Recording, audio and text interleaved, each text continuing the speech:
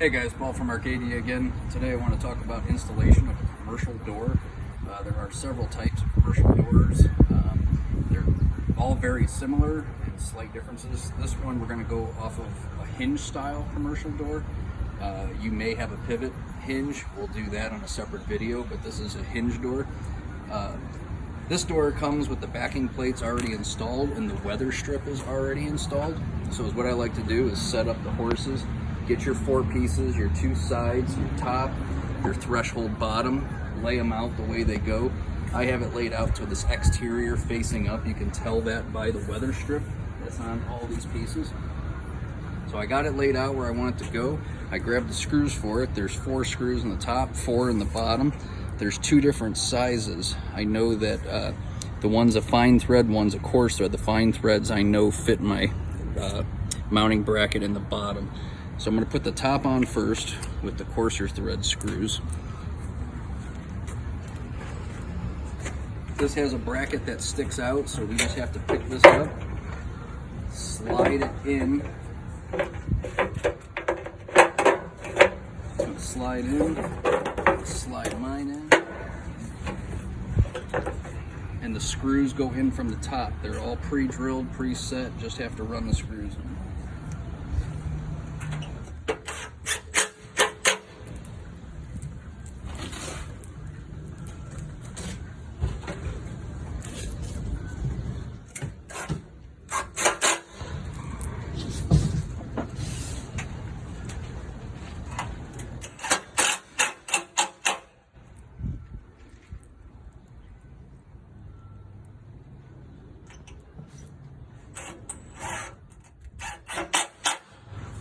That's it for the top. Now we have to do the threshold.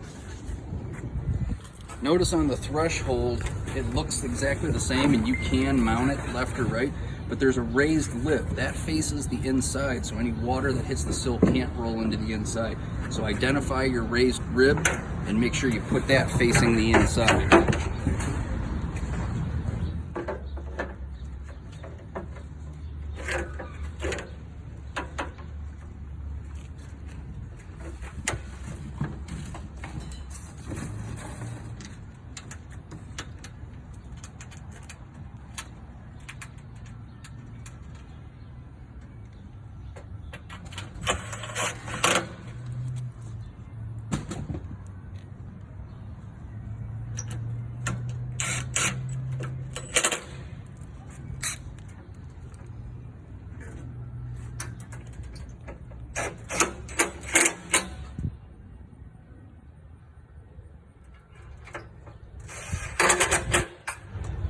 Alright, on this is all you have to do now to complete the jam. Again, that's for a hinge style. If you have a pivot style, at this point you would have to put your pivots in top and bottom and put your backing plates in the sides of the jam. But in this case, this is ready to be installed. Okay, now that we had assembled the jam, what we do is go and put it in the actual opening. So I'll carry it over, put it in the opening. I like to take a clamp and clamp the door jamb. It can still move, but it can't physically fall out. So I can play with this by myself without having to have someone hold it. But now that I'm in the opening, we have to level it within the opening. So you're gonna do that with some good old shims.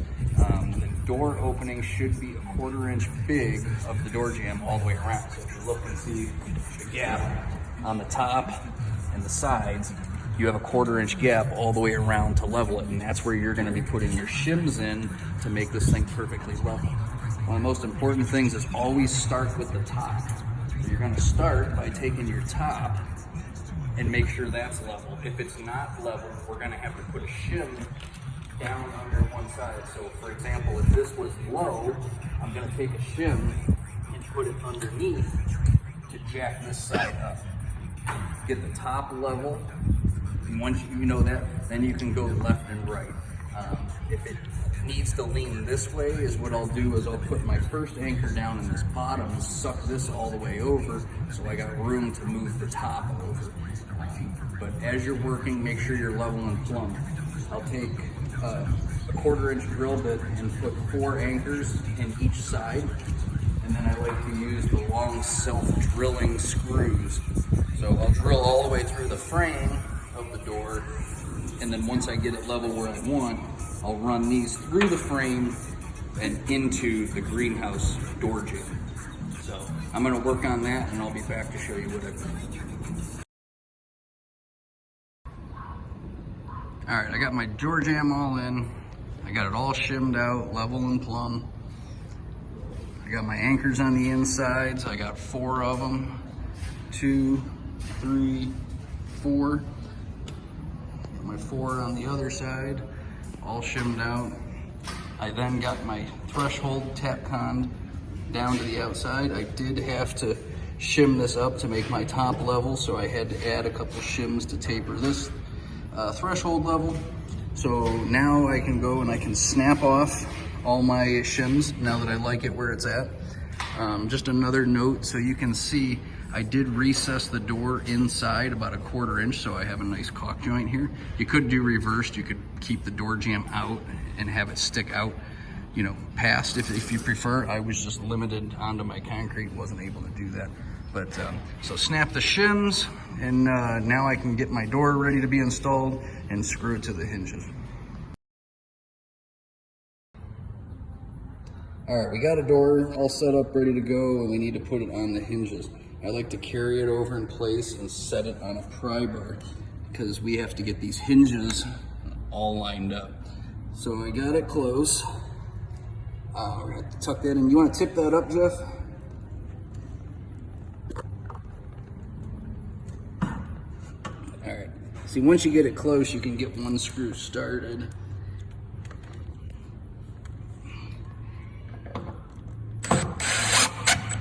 I'm just gonna leave one end loose. Get another screw ready. All right, tip it in.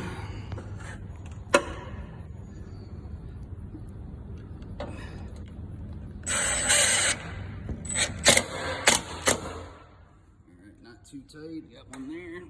Grab another screw. All right, the top one. Get that lined up. You want to make sure that this all gets recessed in and fits nice.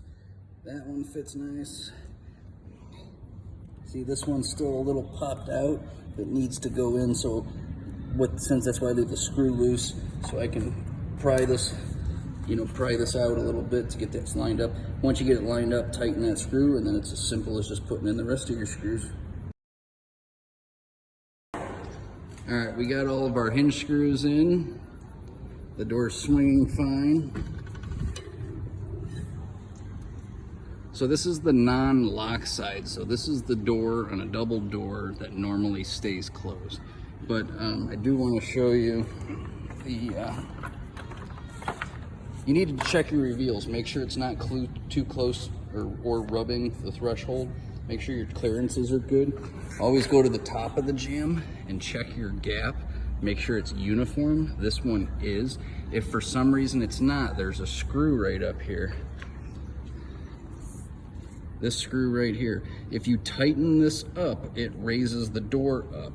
If you loosen it and pull some weight on the top of the door, it'll bring it down. So you want to adjust that to make your gap nice. If your gap's not nice, then your doors aren't going to line up properly together. They won't seal right and they won't lock right. These are your latches here to keep it locked. Fold that down. There's another one at the bottom. See, right now it jiggles. That's unlocked. Pull this lever up. That's locked. Make sure those work properly. All right, guys, so we got the jamb in. Now we're ready to put the doors in. If you buy an Arcadia model with commercial doors, 9 out of 10 times you'll get the Conair brand doors. If you get them, they come pre-glazed, so you don't have to put the glass in, which is typically the hardest part. Since the glass is in, I can't show you how to put that in, so we'll do that in another video with another brand. But we are ready to put the handles on. So I opened up the handle box, spread it out my stuff. I got my bag with fasteners and stuff that come in there. Here's the keys for the door. These are the hinge bolts to screw the hinges to the door jamb. These are what they give you for the threshold. We already put the threshold in, but you drill a hole, put the plastic insert these in. As you saw, what I did was just put a Tapcons in. Buy some countersink 1/4" tap cons, way faster, way easier, but if you want to use these, you're welcome to. We also have these 3 bolts. You'll see one of them's odd shape that does have a very specific home. So we have the door set up to the interior. I have interior up. This is your exterior handle. So I'm gonna put this on first. I'm gonna put it on from underneath. You wanna see which hole, you got 2 holes here. One of them lines up with another hole over there. That is gonna be for this handle, okay? This handle gets the unique bolt, so that one's gonna go in this hole. These 2 are the same. So one's gonna go in there, okay, and the other one is for over there. So I'm gonna put my handle underneath just like this. I'm gonna start it by hand with the threads. Once I got that started, I know I'm not gonna cross thread. I can go ahead and tighten that up.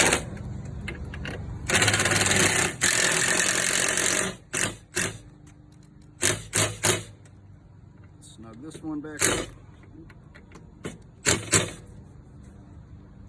So now this at one end has a set screw. The other end is threaded for the bolt.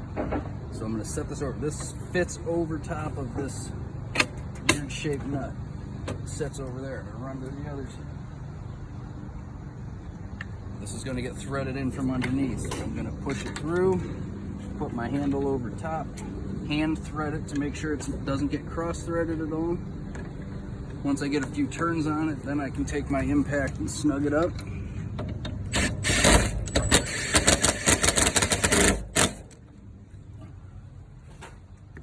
Now that set screw that's on this end is an 1/8" Allen key. So I'm going to take my 1/8" Allen key and I'm going to snug this up. Once I'm done snugging that up, the handle's set, everything's done, the door is ready to be mounted. All right, the only thing we got left to do with the doors now are the sweeps at the bottom. The sweeps are generic and they're gonna need trimmed to fit. So you're gonna take your shim out and put it in front of the door and mark it so it ends up nice with the ends of the door. This one we've already cut, so we're ready to screw it on. You'll see that there are about every foot, there's a place for a screw. The screws they gave us for this door we're going to drill with an 1/8" bit into the actual door. You can see that we're going to set it so that the seal is just down over the edge. Don't just take my word on the 1/8". Most of the times it is an 1/8" bit. Sometimes it's a 7/64, depending on which screws they send. These are the screws we'll be attaching. After we drill that, put the screws in and have it where we want, there is a cover plate that snaps on. You can snap it on the exterior or slide it on from the end. It's your choice. But that completes the door sweep process. Also, just one other thing. The weather strip between the doors, if you have a gap where you can see light going through and you're not happy with the seal, do know that when you open it, there is screws in this weather strip. There's one there, one there. You can loosen those screws, and this weather strip is spring loaded and it'll come out further to seal that gap. Or if it's too tight, if it doesn't want to close right because the seal is too thick, you can tighten those screws and suck that in. So just a little tip there.